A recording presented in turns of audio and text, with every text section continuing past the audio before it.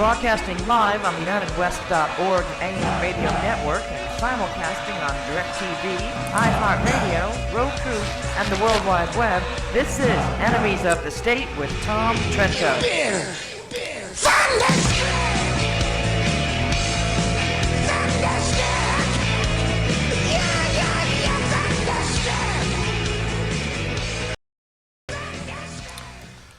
All right. Happy Tuesday, everybody. Welcome to Enemies of the State. Normally your host is the estimable Tom Trento, but Tom is off on a special assignment right now, so I will be your host. My name is Damon Rosen, and we have a very, very good show in store for you today. A couple of really good guests.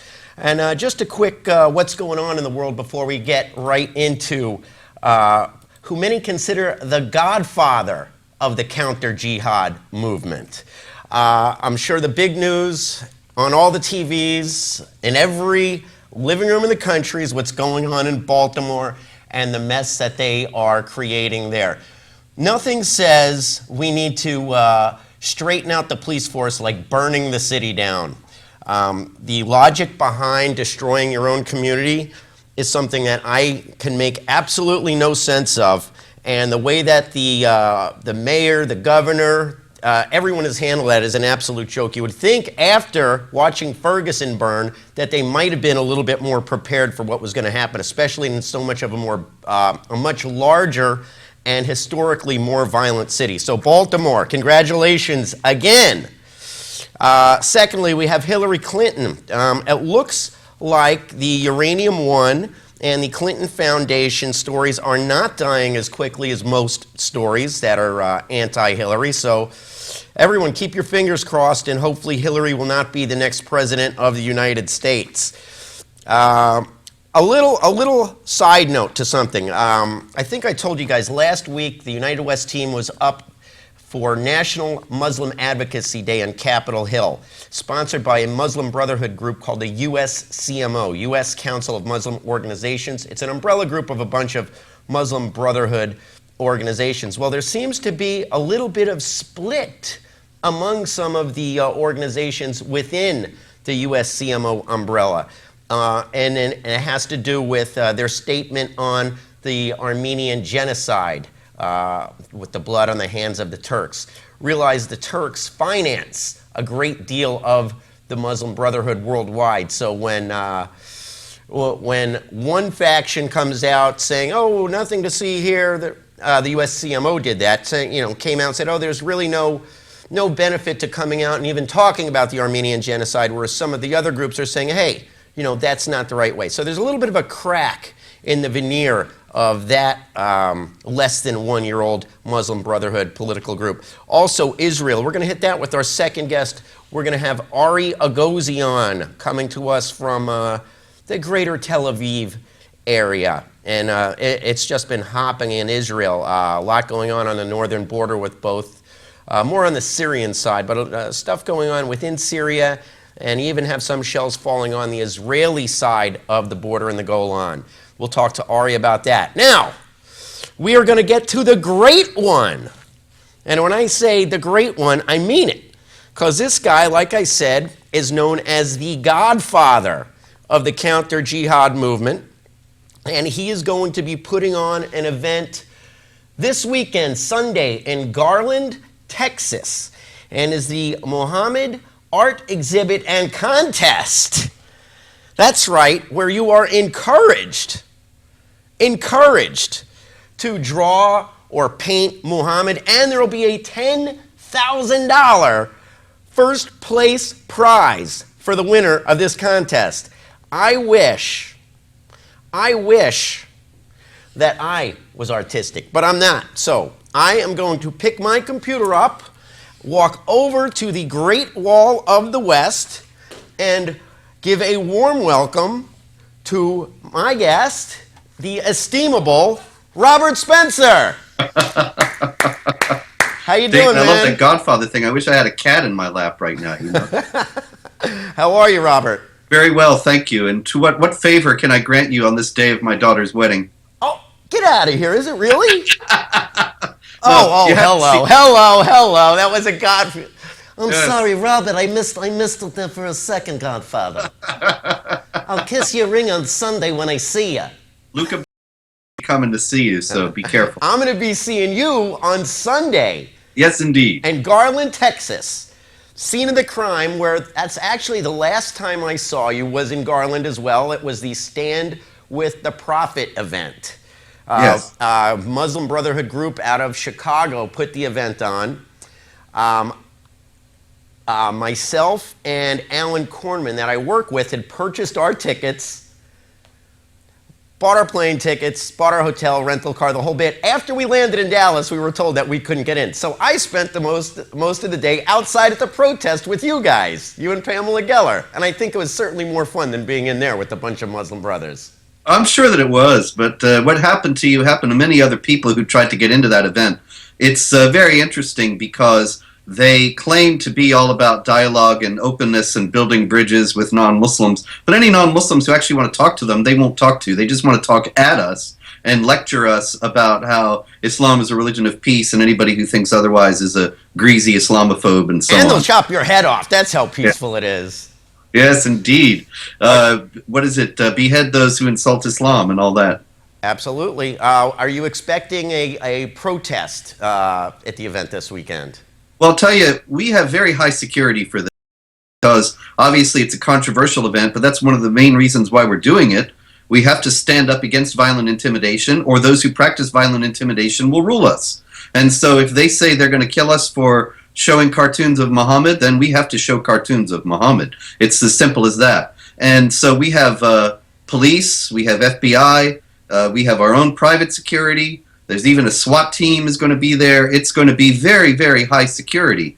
And the thing is that they are all monitoring for threats and for chatter. There has been some, but at this point, I wouldn't be surprised if there are protests, but haven't heard anything about them. I'm feeling pretty safe. Oh, yeah.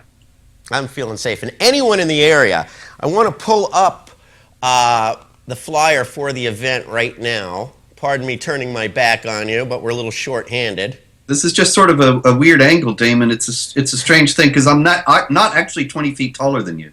No, in fact, I think we're about the exact same height. Yeah, that's just what's so strange about it. You and neither you or I are used to being taller than most people. Yes. I just feel so huge. I guess I'll skip lunch. Well, you are huge metaphorically. Yes.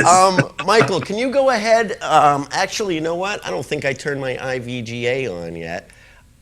I've got a picture of the flyer right here, and it is. Can you go ahead and pull up my computer, Mike? It's called the AFDI presents the inaugural Muhammad Art Exhibit and Contest 2015, and it is. It's a picture of what appears to be an Arab man, I'm sure supposed to be Muhammad, doing a self-portrait.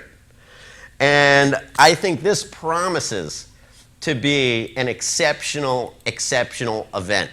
This is going to be covered, I believe, worldwide. I mean, I am sure Al Jazeera and some of the other foreign news correspondents are going to be there covering this. If they haven't asked for a press pass. Because No? security is so high, we're not letting anybody in who just walks up. Right. And we have had requests for press passes from all over, Reuters, various European news outlets, AP, I believe. I don't have the list right in front of me, but Al Jazeera is not on there.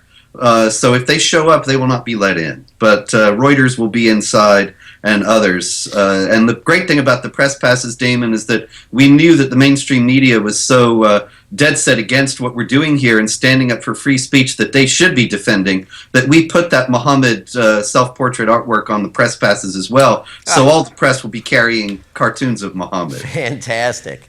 You know, what's amazing is I want to go over a couple of the stories that you feature on your website. And for those of you not familiar with Robert Spencer, you must go to his website and go every day. It is jihadwatch.org. Yes, you must. Jihadwatch.org. It is the best compilation of jihad and Sharia-related stories going on around the world, and it is packed every day. What would you say? You put up a dozen stories a day on average? Actually, 10 a day on average. 10, so I'm you're, so you're off. overestimating me. I'm so off there. I want to just mention a couple to give the listeners and viewers a little bit of an idea of the stories you cover. Now, and this is actually a very important story. This one, Gawker laments AFDI's legal victories for the freedom of speech.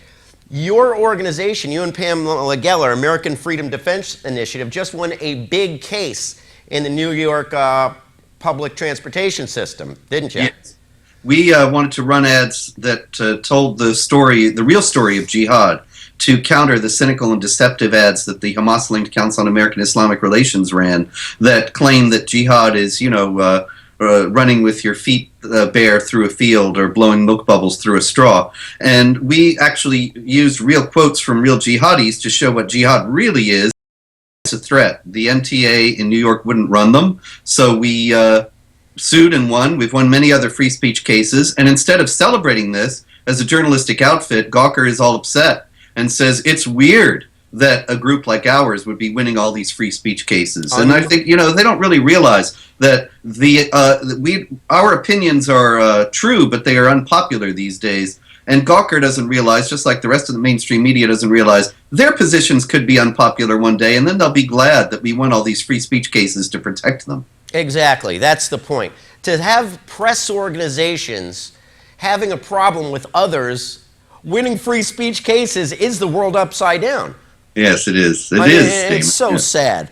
But congratulations to you and Pamela on winning that case. Very important for all Americans, not just you and your organization. It's important for the First Amendment for all Americans to win a case like that. And thank you to David Yerushalmi, who we're very familiar with as well. Congratulations to them. Did Robert Muse help you with that too, or was that all David? Yeah, absolutely. We worked with the American Freedom Law Center, which is, of course, headed up by Yerushalmi and Muse. Gotcha. Here's another one of your stories. Boston Marathon jihad murderer's mother, the Tsarnaev's in-law. No, it's Tsarnaev's mother-in-law. Islam was his obsession. Yes. It sounds like they're almost linking blowing up the marathon and Islam. But yeah, that would be Islamophobic, we were always wouldn't it? That was not the case, but Judith Russell here has sort of spilled the beans. Anybody who was really paying attention to the case knew it all along. The surviving brother Jahar, he's never made it a secret that he did this for Islam and jihad, but it's always been denied. And now Judith Russell, who is the mother of Catherine Russell, the wife of Tamerlan Tsarnaev, says he was obsessed with Islam, he was obsessed with jihad, and that's what it was all about. Beautiful. Next story. This one is so beautiful. Photo of newborn with gun and grenade features Islamic State's first official birth certificate. Yes. Congratulations. Mabruk. It's such a cute little baby, too. It is. But you know what? Tell us about that for a second. I'm going to run into the control room. Go ahead and tell that story so I can bring up a picture. The thing about the baby is that this photo was released by an opposition activist in that area who is trying to marshal opposition to the Islamic State.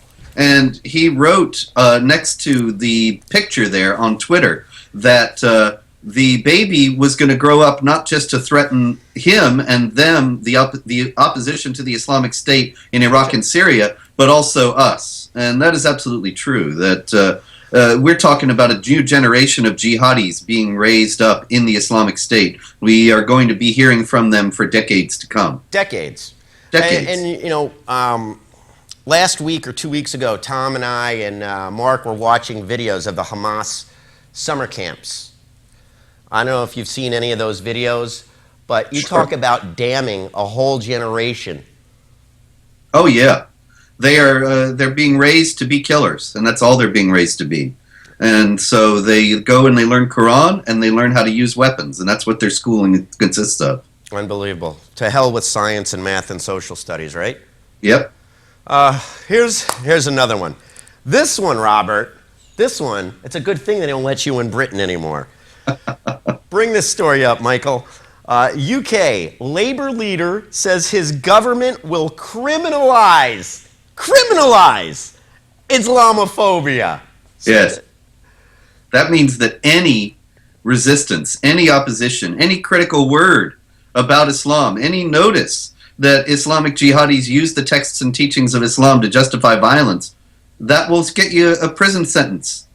And so Britain is dead. If this guy becomes prime minister and he succeeds in making this a law, then Britain as a free society is dead. It's essentially an Islamic state. You have to adhere to Sharia blasphemy laws, or you're going to be treated as a criminal. And he said it's going to be on your record forever. They're going to keep it on there so that you are always stigmatized. Anytime you try to go and get a job or something, they'll say, "Oh no, we don't hire Islamophobes."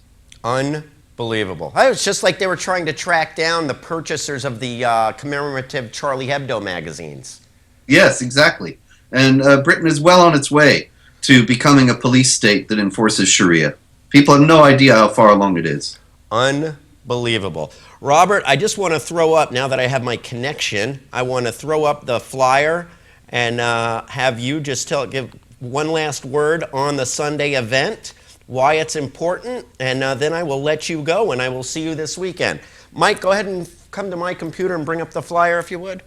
That is the flyer. I love the flyer. It's a takeoff of an old Norman Rockwell painting where he is painting his self-portrait, and that is Muhammad, of course, painting his.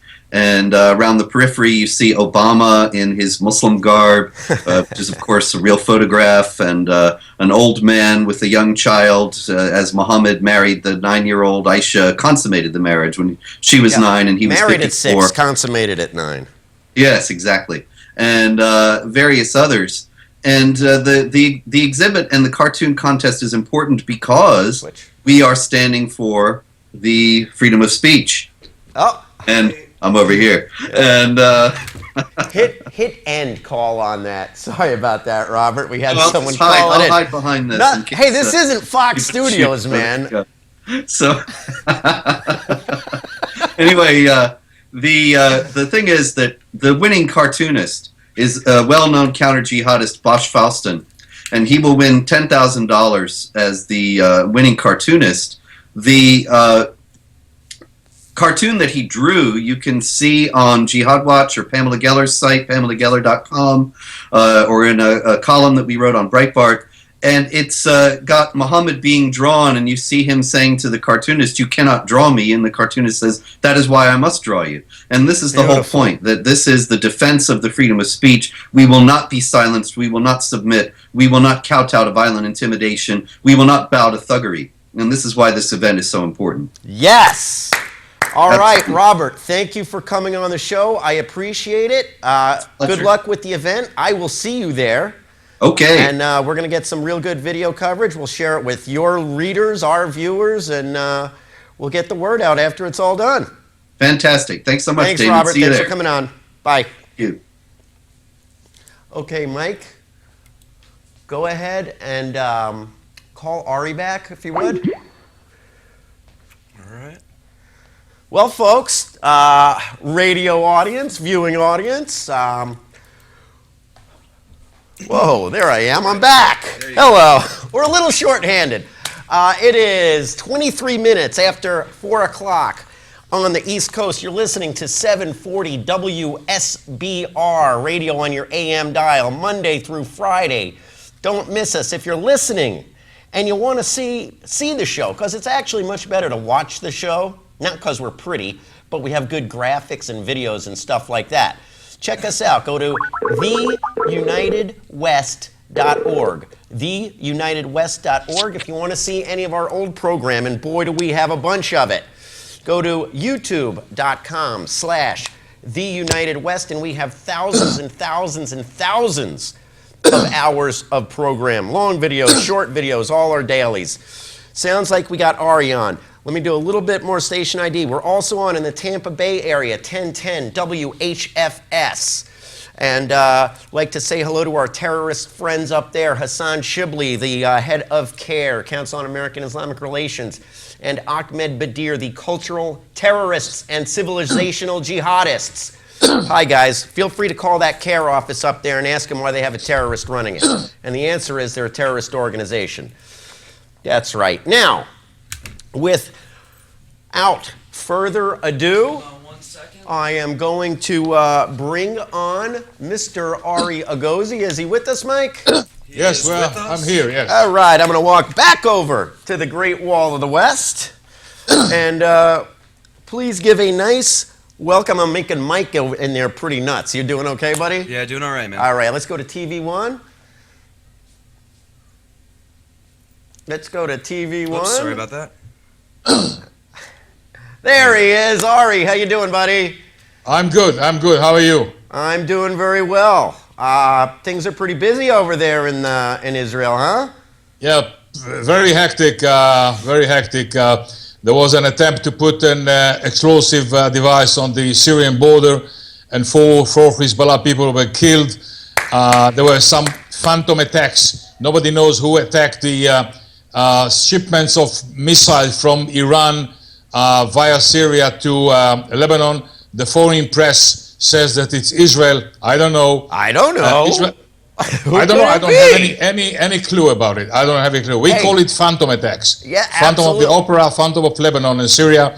Israel sent a field hospital to Nepal with two C-40, C-130Js to assist the people of Nepal after the earthquake and to evacuate some 250 Israelis, two 747 of El Al. Israel is the only country in the world that sent soldiers with a field hospital fully equipped to assist the poor people. And things from minute to minute, mortar shells fell in the Golan Heights today. Now, but, I read that that was possibly spillover from the Syrian war. Yeah, it's a spillover from, but tension is big. There's a new training camp of the Hamas near the place where you visited on the Gaza border, and they're using a live fire every day there, and they're launching rockets into the sea, developing new versions of the Qassam and other rockets. Was that near the Ashkol Regional Council?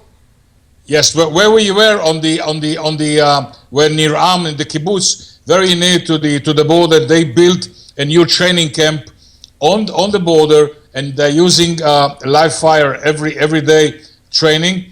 Things are happening all day here, and but Iran is behind everything. Iran is behind things in Gaza. That's what I was going to ask you. I was going to ask you how much of the pestering that Hezbollah is doing up in the Golan and the Lebanese border. How much of this do you think is under orders from Iran to just somewhat take Israel's eye off of the ball a little bit, or maybe to get their attention away from the nuclear deal? Let me update you. I got a briefing yesterday somewhere in Israel. Everything is conducted by Iran. Hezbollah is not moving a small finger without a direct order from Tehran. So everything, the explosive device that was almost put near the fence to kill Israeli soldiers is a directive from Tehran. Everything is made, everything is conducted, everything is controlled by Tehran in Gaza and in the Golan Heights. So there's no question about it. We know that everything is controlled, everything is coordinated by Iran. It has people sent to Lebanon. They are in direct touch with Tehran. So we consider Lebanon now and Hezbollah and southern Lebanon as an extension of Iran. It's not a sovereign country. It's simply an extension of Iran. Now, when we were up at Kibbutz Mizgav, the kibbutz at the end of the world, next to the IDF outpost, what we call the kibbutz cowboys were telling us basically that they don't even consider that land on the other side of the border fence. They don't even call it Lebanon anymore. They just call it Hezbollah. That it's called Hezbollah land. Lebanon has no control over anything. There are no Lebanese flags. There are no Lebanese soldiers. It is all Hezbollah, which is an international terrorist organization. It's controlled by Hezbollah. By the way, two of the four terrorists that were killed on the fence they lived in Majd al-Shams. It's a Druze village on the Golan Heights, Syrian Druze. They left Israel 2 years ago with their father, and now they were recruited by Hezbollah in Lebanon, and they came with two others to put that huge explosive device, and the Israeli outpost with very advanced sensors spotted them and killed them immediately. So this is not Lebanon. This is Hezbollah then. Right. This is, to be accurate, this is Iran. This is Iran. Now, do you think Iran is acting with such impunity because it seems like Obama has Iran's back no matter how out of line they get? Do you think that because they're at this stage of the negotiations, they realize that they've had Obama bending over backwards to do anything they want? Do you think they're pushing the limits of not even acceptable behavior? Are they getting more out of line because they have no fear of the U.S. and Obama having any retaliation whatsoever? I'll give you an update for the last minute. Iranian warship yesterday, tonight, took over a U.S. cargo ship in the Gulf. What? And yes. The ship is not American owned. It has the Marshall Island flag, but there were American sailors on the ship. And in these moments exactly, the Americans and the Israelis are trying to see what happened there. They took the ship into an Iranian port, and that shows, in my opinion, that the Iranians have no fear from the US. They feel that they can do anything they want, and to take a ship, even with one American sailor on board, and to actually kidnap it, or hijack it, and take it into Iranian harbor, it's thing that never happened before. Yeah, I've got the story right here. Iran forces open fire on, sees trespassing U.S. cargo ship with 34 people on board.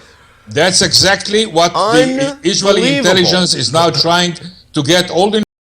It happened in the last few minutes. We got the information here, and that shows you, that answers your question. Yes, the Iranian don't give I'm not allowed to say that, but they don't consider the U.S. as something that has to be taken into consideration, and that shows you that's the utmost proof.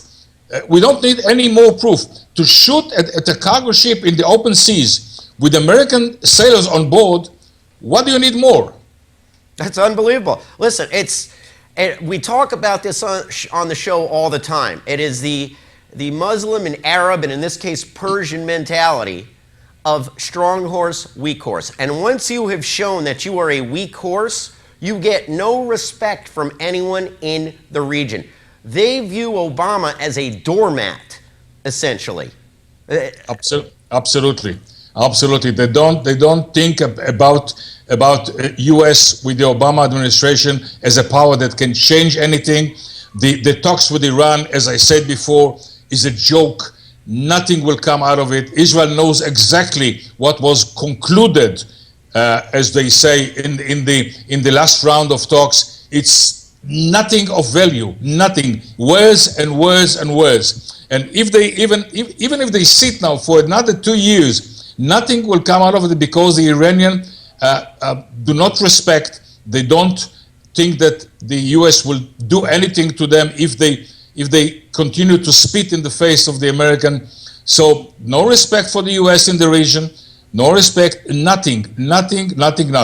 I mean, to think how far we have fallen from the days of Ronald Reagan, the first George Bush, the second George Bush, where we actually intimidated, and our policies, we didn't have to go in and wreak havoc. All we had to do was be a credible threat. Our threats are no longer credible. No one views anything out of this president's mouth as a credible threat. Crossing red lines means nothing for this president. I don't know if you saw an article in Israel National News by Mark Langfan. I believe it was yesterday or 2 days ago. We had him on the show as a guest yesterday. But it's called Obama's Last Red Line. And he's referencing the blockade of the Iranian ships trying to resupply the Houthis in Yemen. And it's basically saying, if this red line gets crossed, that's it. That's the last line, because then the whole Middle East tumbles. Let me give you another example. The coalition, so-called, against ISIS, led by the US. I talked with some Israeli intelligence experts. I don't want to use the words they use because this is a very civilized program on US Come as US close station. to you can without me needing my bleep machine. It's yes, but it's not even a joke. It's nothing. 2 aircraft every 2 days dropping some bombs on some desert On some camels. This is not the way to fight an organization, a deadly organization like ISIS. I don't know what happened to the US. It doesn't want to do anything serious against terror. Nothing. Well, we like to lead from behind. Didn't you know that? We like to lead from behind. How you fly an airplane that's supposed to bomb people from behind? I mean, listen, this is like the old joke of the French tanks. They have 2 speeds, reverse and neutral. That seems to be like the mode that this president is in, reverse and neutral, because the way he has taken Iraq and turned a victory into a defeat by not establishing a status of forces agreement and basically handing the country to the Iranians, handing Iraq to the Iranians, which for those of you that don't, okay, if you look at a map, if the Islamic State just powers through Western Iraq, Jordan could fall in all of 10 minutes. Ari, you've told us before that the Jordanian army is a tin can. Absolutely, And absolutely. Iraq has been ISIS, and the US is now supplying F-16 to the Iraqi Air Force. They can supply directly to ISIS. Why go through an Iraqi air base? You can do it directly with UPS. So this is, I don't understand really. I've been in this business for many years. I've seen all kinds of twisted and strange things. This beats them all. I really don't understand it. And you're no spring chicken. Sorry? And you're no spring chicken. You've seen a few things. I saw a few things. I talk with people who've been around, people with connections, people who have people in Washington. They talk with them on a daily basis. They really take their hair from their heads every day when they talk with their counterparts in Washington. Even in Washington, the professional people do not understand how the superpower, the US, can behave in such a chickenly way in Iraq, in Iran. And that's why those phantom attacks on shipments of Fatah 110 and M600 rockets and missiles that come from Iran via Syria to Lebanon were destroyed at least twice last week by some unnamed air force, because countries in the area have come to the conclusion that the US is doing nothing. And when the US is doing nothing, those unidentified forces have to take care of their business, of their interests. Yeah, so a lot of people would say, you know what, it's about time those countries took care of their own business. Why does America have to go halfway around the world to fight a bunch of crazy Muslims?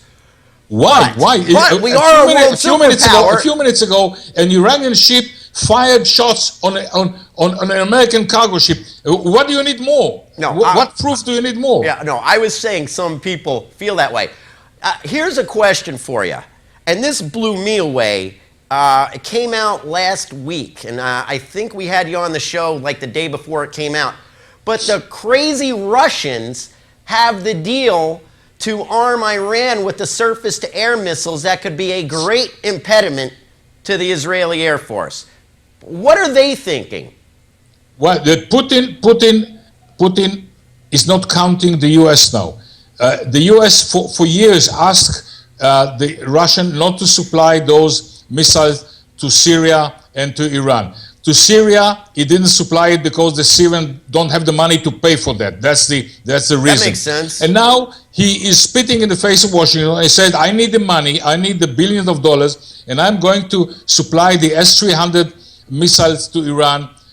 No matter what you say, we don't count you anymore. And again, every day we have another proof that the US is not taken seriously in that region. And that is, to my opinion, this is a reason for a big worry for what is called the free world. Now, it is. It's a very big worry. When you have what was known as the world's policeman on the scene for the better part of half a century, essentially. We have been the world's policeman for half a century, and we have abdicated that position.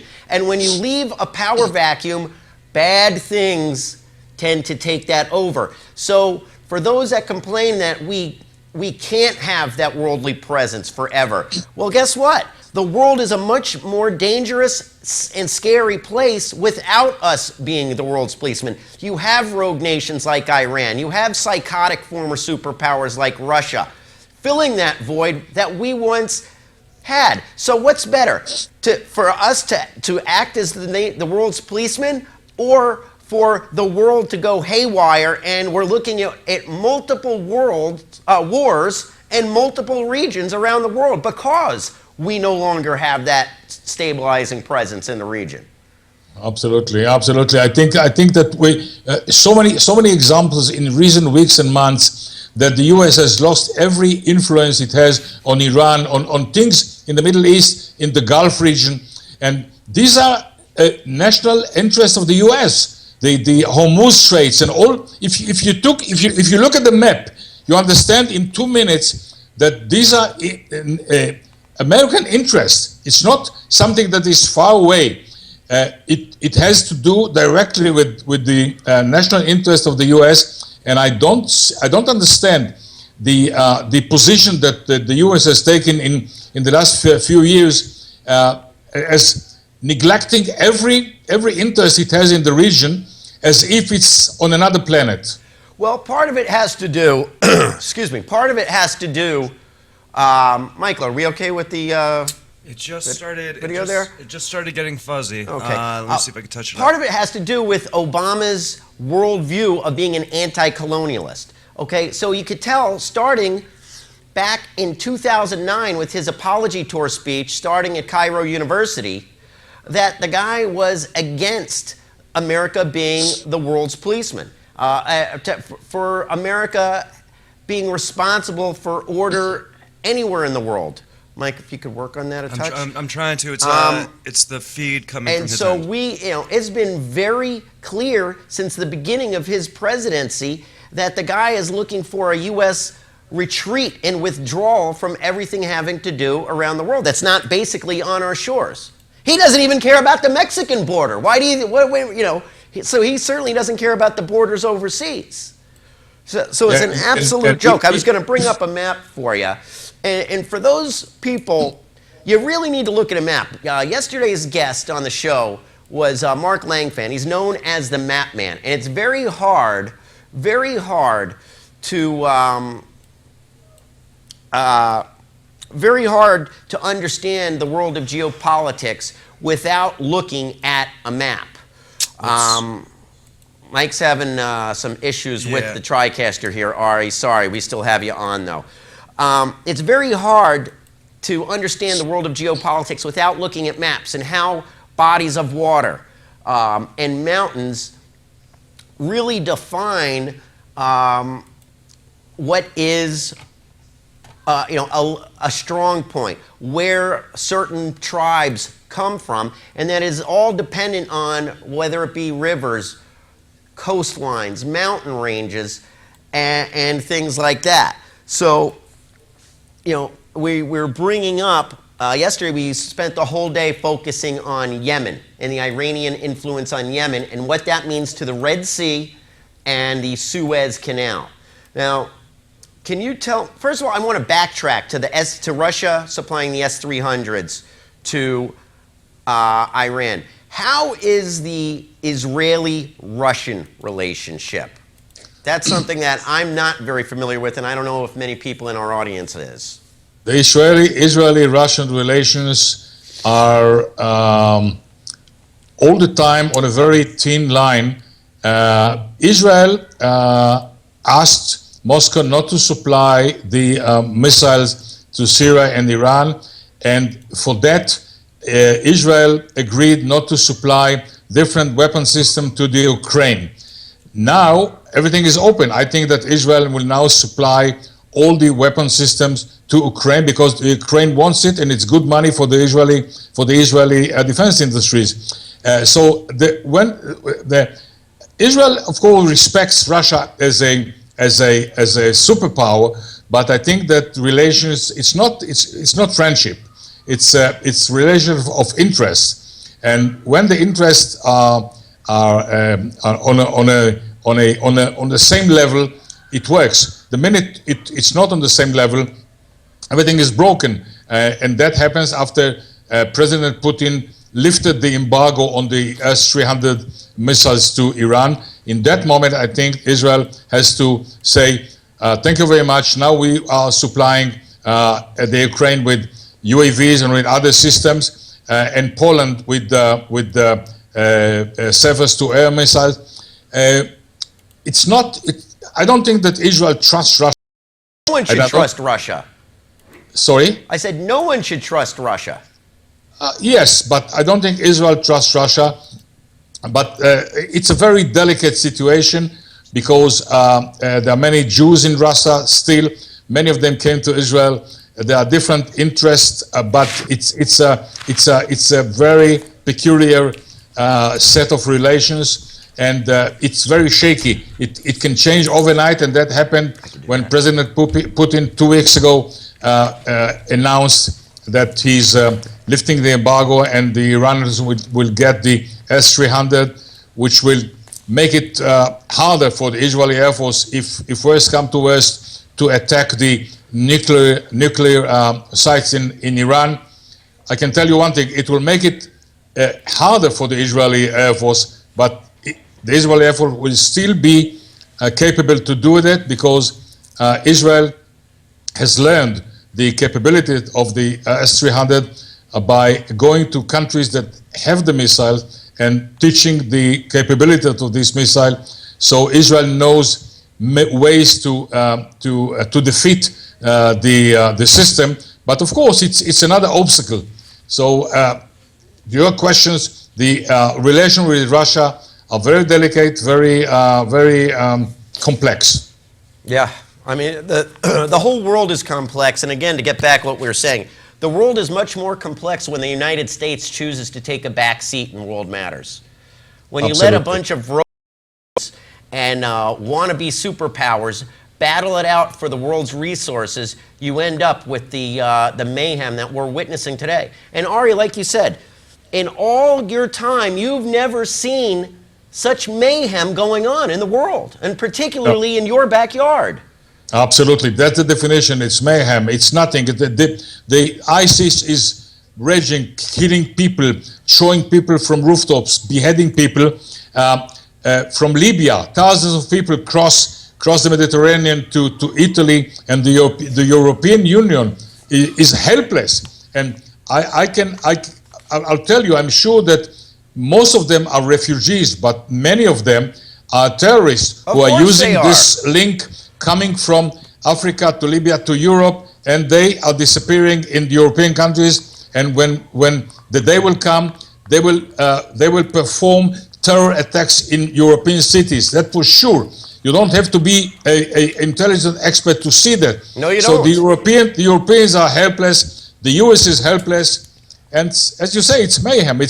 Well, I don't remember such a strange situation. No, and this is something I've been saying, and I don't think I mentioned this with you on the show last week, and that is all these refugees leaving Libya, whether they're Libyan or from some of the other African nations, all the dying people, all that blood is on the hands of Hillary Clinton and Barrack Hussein Obama, because Muammar Gaddafi might not have been your ideal partner in anything. He might have been somewhat of a madman, but at least he kept the crazies in check. So instead of having one madman who gave up his weapons of mass destruction after we took out Saddam Hussein, he said, you know what? I think you guys could have my weapons of mass destruction. I'll just keep my fiefdom here. But Yeah, it's but the policies. it happened with Saddam Hussein in Iraq. It happened with Gaddafi in Libya. It happened with Mubarak in Egypt. That the U.S., when he called the White House for help, the U.S. deserted him when the revolution started. None of them was a democratic leader, but the countries were run on some strong basis. Listen, you can't have democracy without literacy. Half the people in these countries can't even read. They don't need democracy. What Absolutely. they need is someone that keeps them fed and keeps them from killing each other.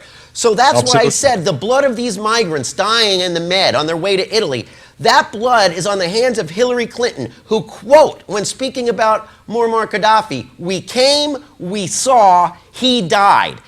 And she did that. Her policy was contrary to the policies that the Pentagon was suggesting to her. The Pentagon knew that if you took Gaddafi out, you were going to have 20 different psycho militias battling for control of the country and its resources and who's going to be the leader. And that's exactly what you have now. That's why you have thousands of migrants jumping on overpacked boats trying to get out of there. Because the country that's left is an absolute cesspool. And that is due to the policies of Hillary Clinton and Barrack Hussein Obama. I have about 8 minutes left in the show, so we could keep talking about this a little bit. I thought we were bumping up against the hour. But I can't stress enough. I'd like to know, Republican Party, I know you're talking about the Clinton Foundation and the financing. You're talking about Uranium One, which is tremendous. Let's look at what she did and did not do. As Carly Fiorina said, flying around the world 1,000,000 miles isn't an accomplishment. That's an activity. Flying around the world is an activity, not an accomplishment. And the policies, I mean, thankfully, Morsi was able to, in the quote coup, we'll call it, to take back over from the Brotherhood in Egypt. But Libya is just left as an absolute terrorist cesspool. It's a rat's nest of Al-Qaeda and Al-Qaeda offshoots sending terrorists all over Europe. Yeah. And some of them are making their way here to America. Absolutely, absolutely. I think that looking at the U.S. as a secluded island is a mistake. People will get to the U.S. People are getting to Europe. They have forged passports. They can get everywhere. And I think that the stance that the U.S. has taken, as you say, sitting in the back seat, is influencing the world. It's influencing South America. It's influencing Africa. See Yemen. See Iraq, Jordan, Egypt. It's crazy. Someone has to take the wheel in his hands again and to put some order in the world, because this world is in a downslope, a very dangerous downslope. Yeah, we have the inmates running the asylum, so to speak. It's like the warden just quit without having his replacement ready to go. You know, the warden being the United States. You know, you're talking about the United States treating itself as an island that all this craziness around the world doesn't really affect. I don't know if you saw, but last week the FBI came out and said that there have been domestic threats here from the Islamic State, from Daesh. About that? Of course we heard about that. We know that in certain cities in the U.S., there is a majority of Islamic people. Again, not all of them are terrorists. No, but all the terrorists are Muslim. Many of them, and the potential is big because they are the majority. And I think that the FBI should be very, very active in trying to follow these people and to foil any attempt to do another September 11 or something similar in the U.S. And only a few weeks ago, I talked with one of the experts who is pointing again and again about a possibility of Iran using the people in the U.S. Operating an EMP, an electromagnetic pulse, bringing a ship with container with a a nuclear device Sure. that will take out the electricity and communication system in big cities in the U.S. This is a very clear and imminent danger, and I hope that the authorities in the U.S. are taking it seriously. I know that in Israel, this threat is being taken very, very seriously. Yeah, that's very important point, is our power grid. One is, like you just mentioned, the EMP. You know, it's not that terribly difficult or expensive to safeguard the electrical grid from an EMP. An EMP is an electromagnetic pulse. It would take just a small nuke in the atmosphere to basically fry our electrical grid. If this country lost electricity, estimates are from 75 to 90% of the population would die in less than a year. I did not misquote that, folks. 75 to 90% of Americans would die in 1 year if our electric system went down. And it's not just the EMP. I read a pretty good article yesterday, I believe it was in Front Page Mag, where it wouldn't even require an EMP. There are enough cells here, whether they be Hezbollah that have come up through the Mexican border via Venezuela, or IS, or any number of terrorist organizations. We had an attack on a power station out in California last year that put the station out for 30 days plus and cost tens of millions of dollars to fix, I believe. And that was not a bomb. That was guys just clipping some phone wires and going crazy with some high-power firearms. That was not military-grade stuff, really. We got about 3 minutes about 3.5 minutes to go in the show.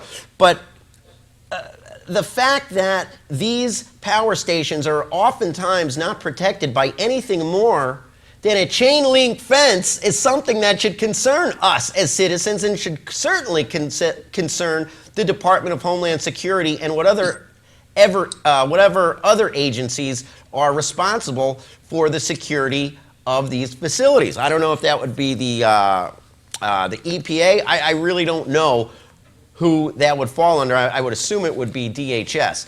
But the Center for Security Policy has done a lot on the threat of the EMP and the general risk of our power grid. Arie, give me your last thoughts on the day before we end the show here. Tell me what you want to say. I want to say that I feel that the situation on the southern border and on the northern border is warming up. Iran is behind this warming up. And I think that Israel has to make clear again that it will not accept an attrition war of rockets on Israel, that if the Hamas and Hezbollah will start to launch rockets into Israel, they will get a big stick on their head, as we say, but something that has never been shown before. And I know that everything is ready, and I hope that the new government in Israel understands that Israel cannot sustain an attrition war. No. And if something starts, it will have to be cut off immediately in a matter of hours. Right. No, none of this long drawn out wars, tit for tat. Oh, it's got to be firm. That's one thing that, believe it or not, with the last election, Netanyahu winning, he wasn't losing votes to the left when he was behind early. He was losing votes to those more to the right that were angry that he didn't squash Hamas. Isn't that right? Yes, I think that Israel understand. I think that Netanyahu understand that what happened in Protective Edge cannot happen again. A 55-day operation that left, of course, Gaza in ruins, but they still have the capability to launch rockets and missiles. They are building bunkers on the Israeli border where you visited a few weeks ago. They are launching new versions of Qassam into the sea. They're getting ready. And Israel is supplying them with cement to build buildings. I saw an aerial photograph of Gaza. The thousands of tons of cement that have been transferred to Gaza did not help to build even one new building.